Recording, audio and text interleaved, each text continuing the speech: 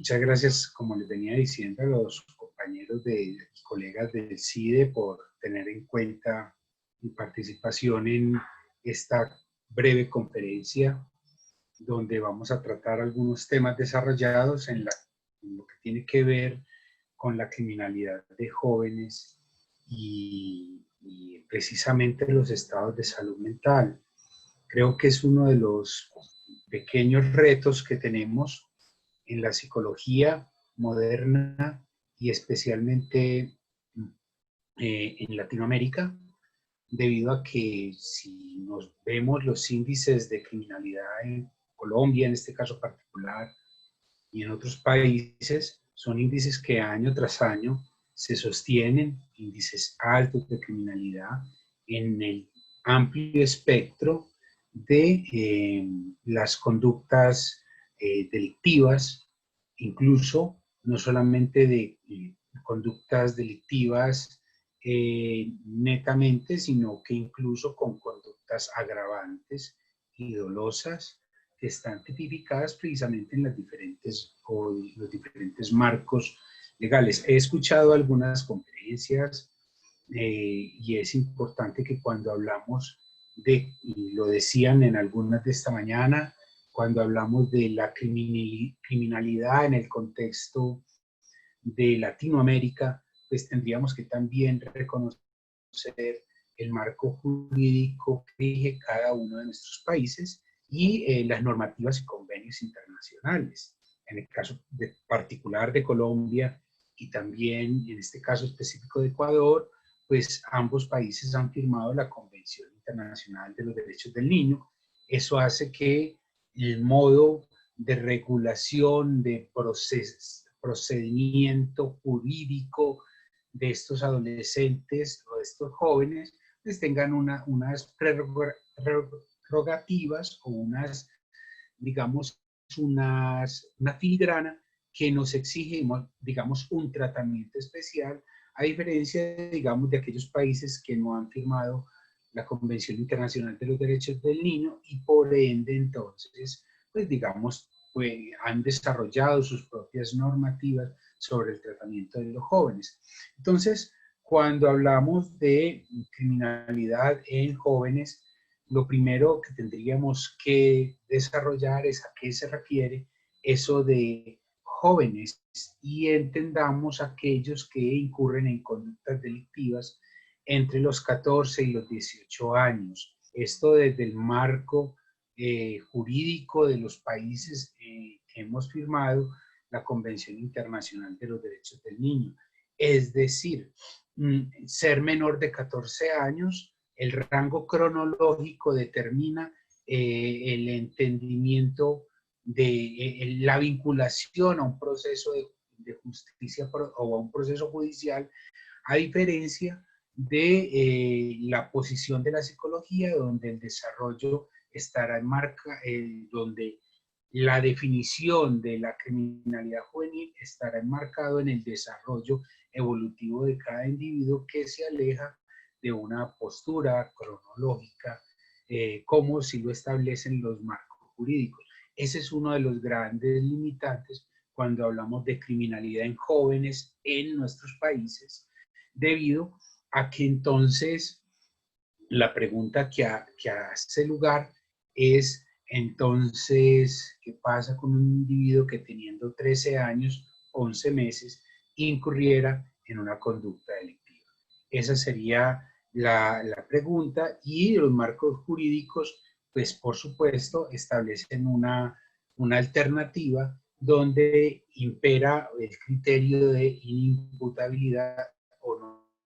responsabilidad frente a la conducta punible. Este es un asunto que es bastante complejo porque este es un asunto que se acerca más bien a la responsabilidad objetiva del individuo sobre la conducta, pero se aleja sustancialmente de la responsabilidad subjetiva que el individuo tiene sobre la comisión de la conducta,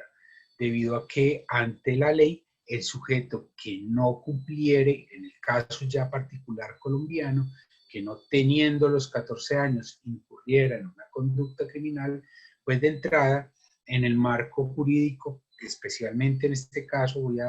les pido me excusen, voy a hablar específicamente de este caso colombiano, pues estaríamos hablando de un sujeto que por su condición de inmadurez psicológica, y entiendan el término inmadurez psicológica como no cumplimiento cronológico de los 14 años, no teniendo los 14 años, pues entonces el sujeto adquiere un estatuto de inimputable no responsable, lo que no lo exonera de lo que lo exonera precisamente de vincularse a un proceso penal. Pregunta bastante delicada, debido a que cuando hablamos de salud mental, la salud mental no se mide por elementos cronológicos, sino por desarrollo evolutivo del individuo. Y hemos sabido, a partir de la experiencia y del trabajo en campo, de que individuos que están por debajo de la edad cronológica sugerida por la OMS, sugerida por la Convención Internacional de los Derechos del Niño, pues, hombre, han tenido un desarrollo evolutivo donde podríamos hablar de indicadores clínicos que podrían darnos pistas sobre una predisposición o una vulnerabilidad a la conducta criminal. Hablar de criminalidad en adolescentes nos invita, y salud mental desde la criminología, entendiéndola como ciencia que se ocupa de la génesis y el desenvolvimiento de la criminalidad y del crimen, pues entendiendo esta definición, hemos tenido a lo largo de la historia de la humanidad distintos autores que nos han acercado, que nos han dado pistas sobre que se entiende por esas condiciones naturales o ambientales que pueden predisponer o desencadenar una conducta criminal. Y voy a mencionar solamente, rápidamente, Lombroso,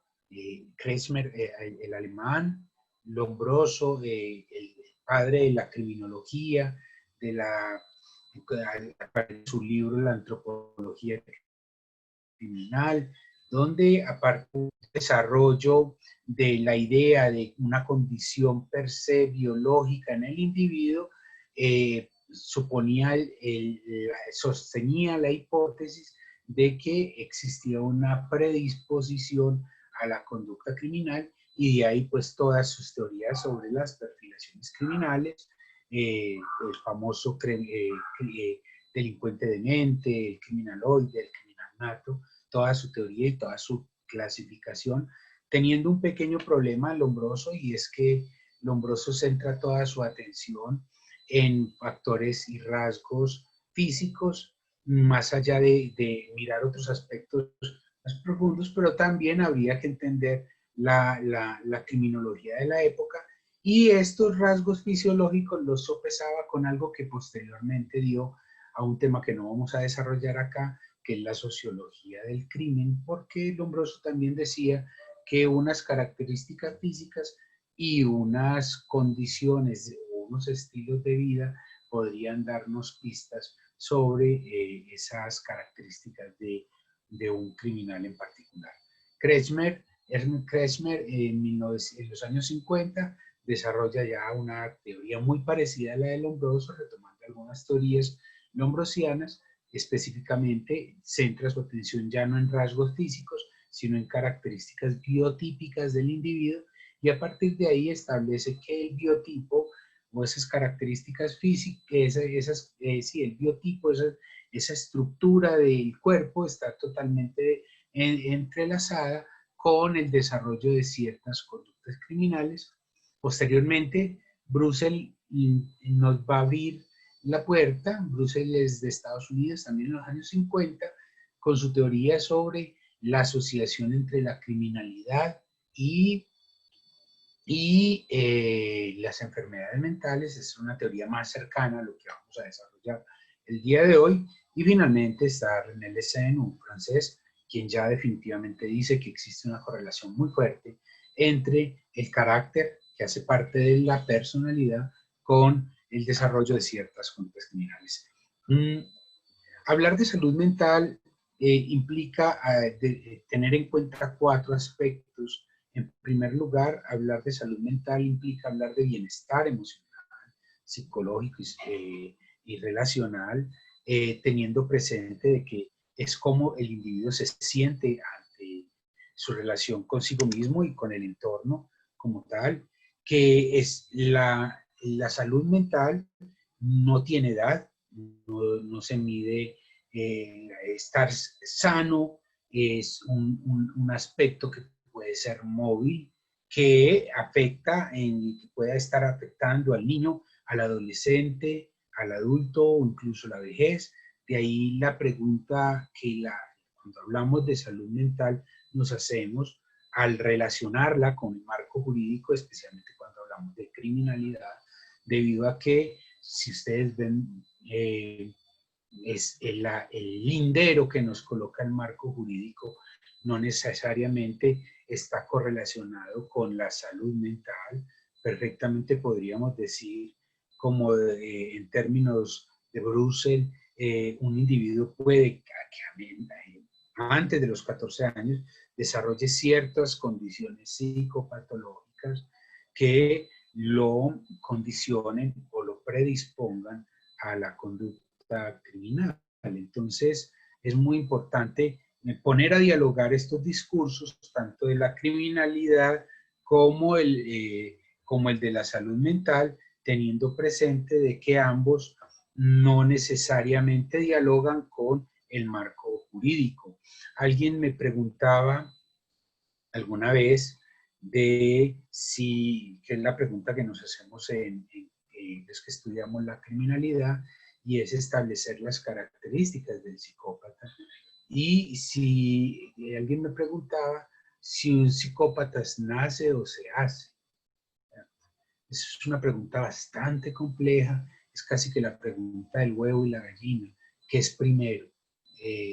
¿Está el ambiente o está la biología? ¿Qué eso pesa en el individuo para que desarrolle? Entonces, hoy vamos a tratar de desarrollar un poco esa idea, pero lo que cabe decir es que en términos generales no podríamos suponer que entonces un sujeto a los 13 años es un individuo sano, porque no, ante una conducta criminal lo hace inimputable, ¿cierto? No lo hace responsable, pero a los 14 ya se convierte en responsable y entonces emerge la conducta criminal como por obra y gracia de simplemente cumplir la edad mínima para poder ser objeto de judicialización. Entonces, dentro de ese orden de ideas, es importante pensar de que la salud mental no es un criterio que obedezca aspectos cronológicos, y esto nos va a ayudar a entender un poco lo que vamos a desarrollar ahora. También es importante pensar de que cuando hablamos de salud mental, existen factores lógicos, factores de experiencias de vida y todo lo que rodea a un individuo en torno a su desarrollo psicoemocional y a su desarrollo psicosocial. Entonces, quienes estudiamos la conducta criminal, de entrada tenemos que soltar un poco los determinismos de si es una cosa o es la otra y empezar a pensar un poco de qué es la mezcla o la interrelación de distintos factores que quizás comparte el individuo, convive en el individuo, pero que en algunos momentos de la vida pueden desatar una conducta criminal o no. No todos los criminales se desarrollan a edades tempranas. Existen unas condiciones, digamos, propias en cada individuo para que se desarrollen, para que se desate la conducta criminal. De hecho, hay sujetos que pueden pasar muchos años de su vida, incluso hasta la adultez, y quizás en una adultez muy avanzada desarrollen, haya una conducta, una situación particular que desate su conducta criminal sin tener incluso antecedentes criminógenos. Estaba hablando de un sujeto adulto. Entonces, dentro de todo este debate que se ha hecho históricamente entre la criminología y la psicología, queda en la mesa sentado de que existen distintos elementos que son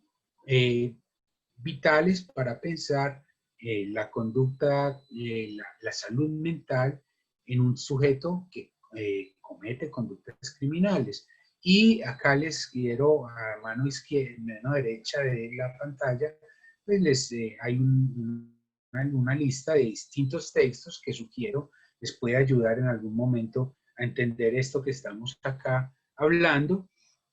Y si bien la salud mental entonces es un estado de bienestar, podríamos suponer que entonces la enfermedad mental tendría que ver con un patrón de comportamiento, que no, en este caso psicológico, que genera precisamente malestar y que en algunos casos predispone a una conducta. En el DSM-5 actualmente hay una revisión que se hizo y desaparece el trastorno de conducta disocial y emerge el trastorno de conducta grave,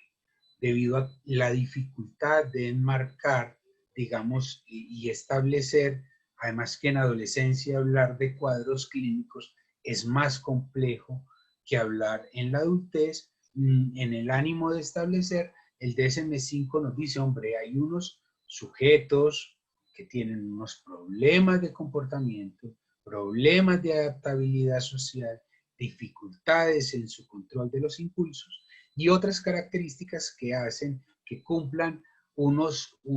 cuadros particulares debido a su conducta disruptiva y su conducta incluso violatoria de los derechos de los demás, y los llamaron el trastorno de la conducta, donde se enmarca, digamos, este tipo de individuos. Sin embargo, en la clínica, en la clínica particular, es complejo el tratamiento de este cuadro en sí mismo también, debido a que cuando los invito a revisar el DSM-5, debido a que cuando revisamos el DSM-5, particularmente nos encontramos con que los rasgos que nos expone el manual pues son rasgos comportamentales y queda digamos, queda la preocupación de esos elementos subclínicos del comportamiento, esos elementos cognitivos o neurocognitivos que están estrechamente asociados con el desarrollo de si vamos a pensar que el criminal tiene un estado de salud mental alterado de acuerdo a la línea de lo que estoy hablando, pues no puedo decir que la enfermedad mental se da per se por la comisión misma del delito, sino que finalmente hay unos indicadores subclínicos que me permiten chequear y determinar que efectivamente no es solamente por el rasgo subclínico, perdón, se fue la presentación.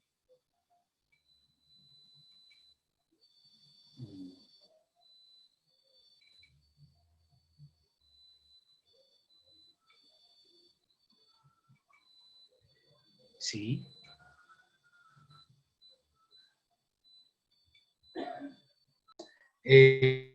Retomando entonces, per se no podríamos decir que el individuo por tener una conducta criminal per se, estamos hablando de una enfermedad. Lo comportamental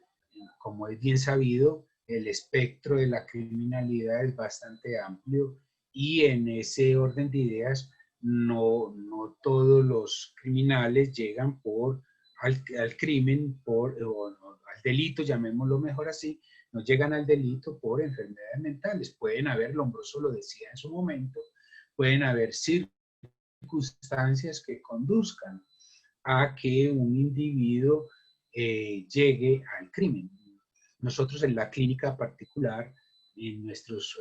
adolescentes o jóvenes con los que trabajamos, nos encontramos frecuentemente con jóvenes que debido a unas condiciones económicas, de pronto conflictos familiares y demás, pues ingresan a la criminalidad, tienen toda una carrera criminal, pero inmediatamente el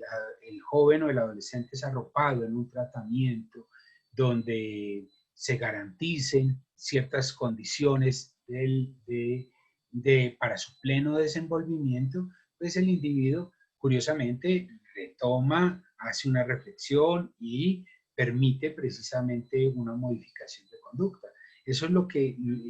podríamos decir entonces en estos casos, si ese individuo realmente es un sujeto enfermo o si fue precisamente una circunstancialidad en términos lombrasianos la que lo llevó a que el individuo incurriera en la conducta criminal. Acá entra un criterio bastante fuerte que Peggy Ostrowski en algún momento desarrolló y es el concepto de la maldad y cómo la maldad está estrechamente relacionada con la psicopatía. Entonces, el concepto de maldad y los seres que lo personifican, pues han sido objeto a lo largo de toda la historia de fascinación, de lectura, de películas, no lejos está el famoso Hannibal Lecter del Silencio de los Inocentes, que para nosotros representa precisamente ese sujeto malo, Adolfo Hitler, podríamos hablar de muchas otras imágenes precisamente que recrean esa asociación entre la psicopatía y la maldad. Estamos hablando de imágenes de sujetos que que en su comportamiento no solamente generan no solamente es un delito, sino que causan horror y que precisamente despiertan en todos nosotros, digamos de una u otra manera, cierta morbosidad. Tendríamos entonces que decir que cuando hablamos de la enfermedad en la criminalidad, tendríamos, perdón, tendríamos que empezar a desarrollar la idea de la psicopatología más allá de la psicopatía, perdón, más allá de pensar en un manual o en un criterio más allá incluso cómo se desarrolla el patrón, no solamente el evento, sino cómo se desarrolla. Y cuando hablamos entonces de psicópatas, tendremos que decir que son efectivamente sujetos trastornados. Alguien dirá, hombre, ¿será posible que un adolescente pueda ser un psicópata? Pues efectivamente no hay estudios concretos, en la actualidad se vienen desarrollando desde la neuropsicología y desde la neurociencia cognitiva, estudios que permitan, digamos, develar aspectos que nos permitan identificar esos rasgos subclínicos que nos den cuenta de esa naturaleza criminal en un individuo, obviamente no solamente pensando en términos de evaluación para llevar un diagnóstico a una corte, sino también para en términos de tratamiento. Entonces, cuando hablamos de psicópatas, estamos hablando de sujetos trastornados que efectivamente no podemos similar cuando hablamos trastornados, no hablamos, entre comillas, de locos, porque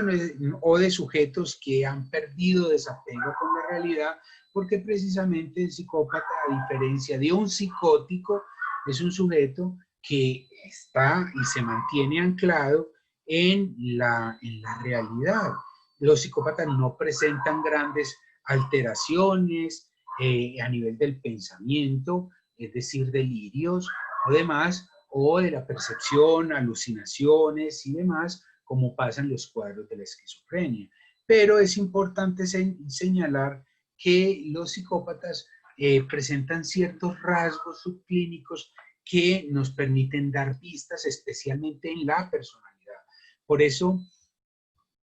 cuando hablamos de la salud mental y la criminalidad en jóvenes, hay 4 horizontes que es importante no dejar de lado, es pensar en el origen, y en el origen es mirar la diada, aprendizaje, biología, herencia, ambiente, la sintomología cognitiva conductual, llámese inteligencia, percepción, atención, control de los impulsos, y a partir de ahí poder hacer un diagnóstico y finalmente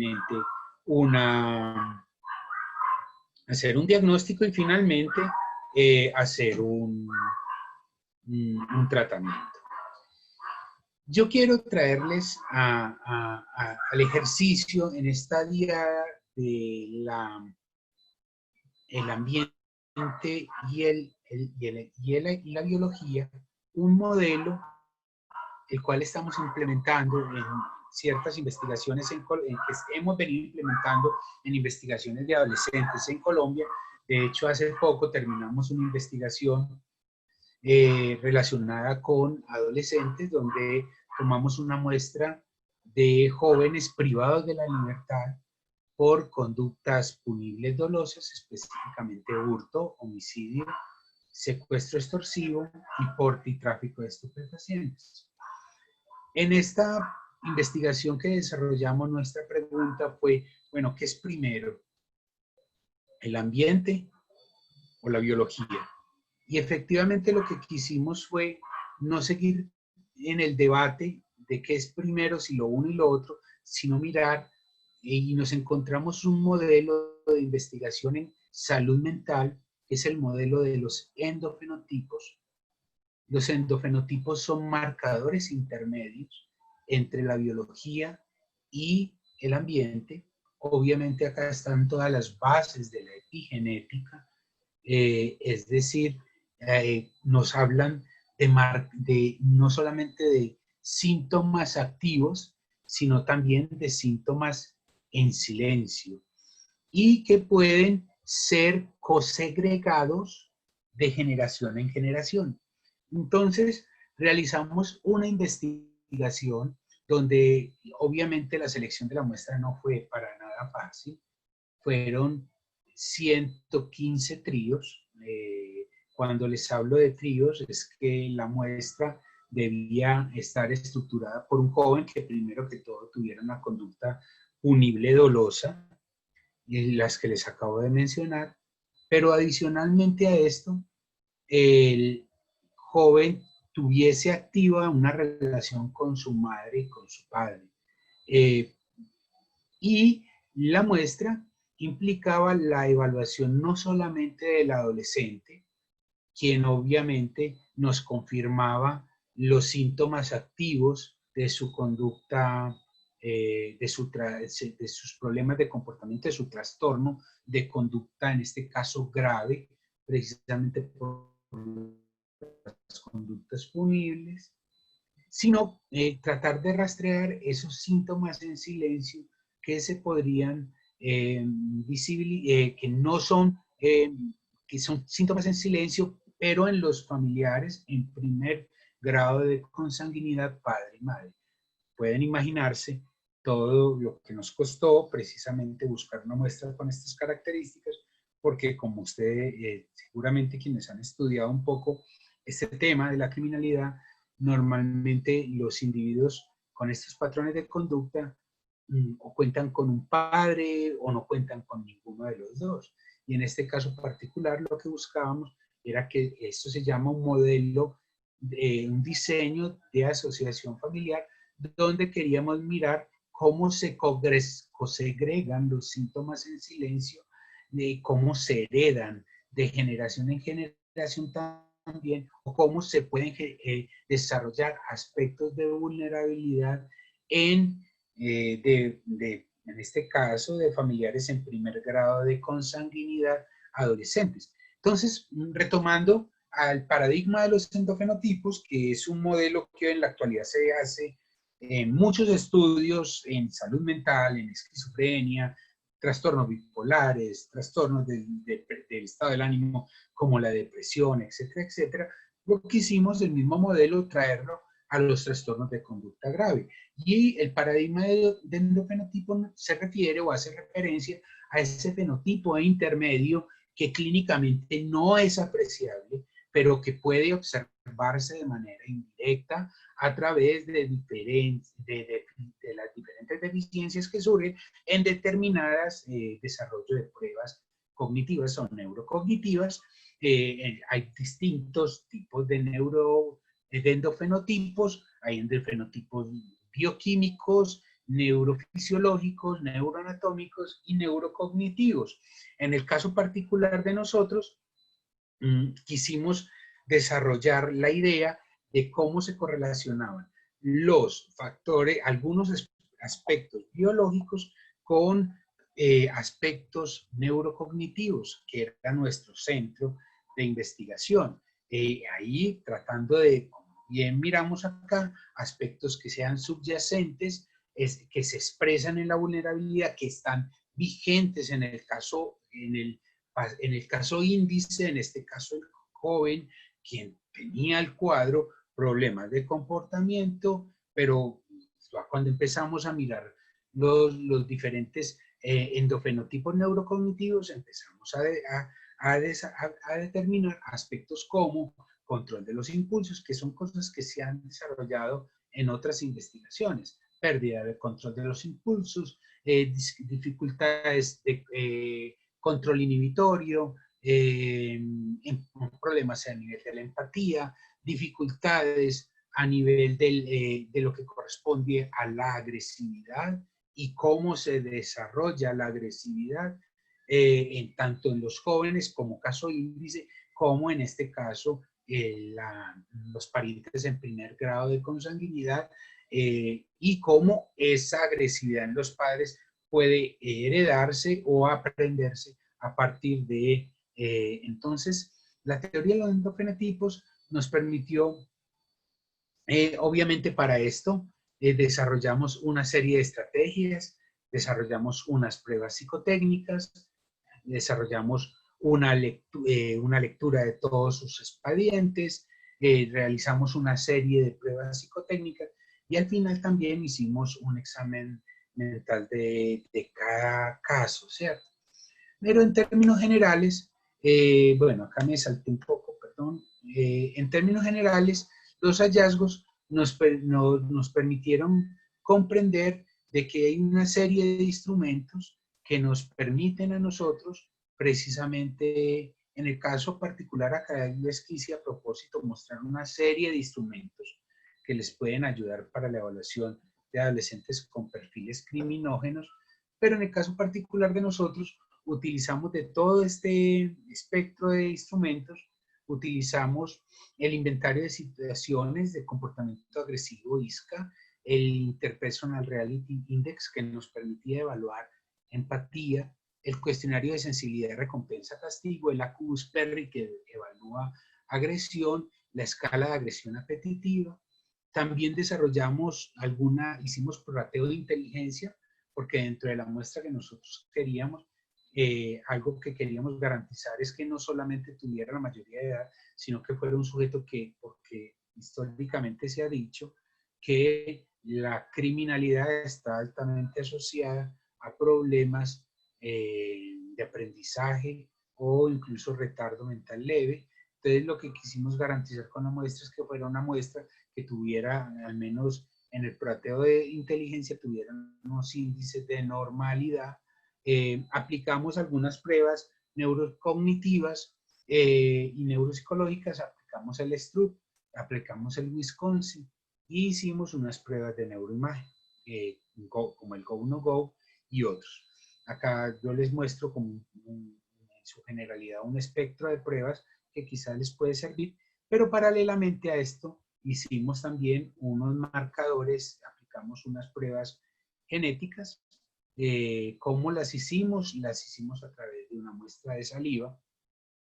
y la muestra de saliva nos permitía rastrear algunos neurotransmisores, especialmente de serotonina, dopamina y otros. Y en ese análisis lo que pretendimos fue mirar cuáles eran las correlaciones entre los marcadores genéticos, tanto de los jóvenes como de los padres, y cómo se expresaban también esos marcadores genéticos en los jóvenes y en su desarrollo como tal. Encontramos cosas muy interesantes. En primera línea encontramos de que hay unos genes que son fundamentales. Ya algunos autores como Peggy Ostrowski y demás nos habían hablado de algunos neurotransmisores especiales, neurotransmisores significativos que nos permitirían dar cuenta de esto, como es el marcador de serotonina, como el MAO-A. Nosotros encontramos también el SNAP, que es un transportador de monoamidas que permite precisamente, que está altamente asociado al control de los impulsos. También encontramos, desechamos, aunque esto de decir desechar no puede ser tan taxativo, porque requerirá seguramente nuevos estudios de profundización,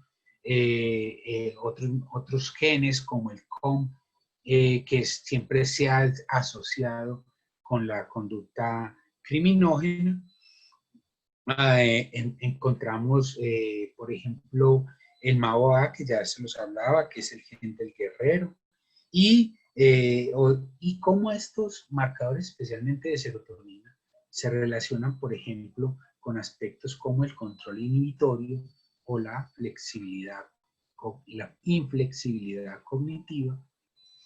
pero que no solamente se expresaba en el joven, en el paciente, en el caso índice, sino que podíamos observar cómo se expresaba, especialmente en el padre,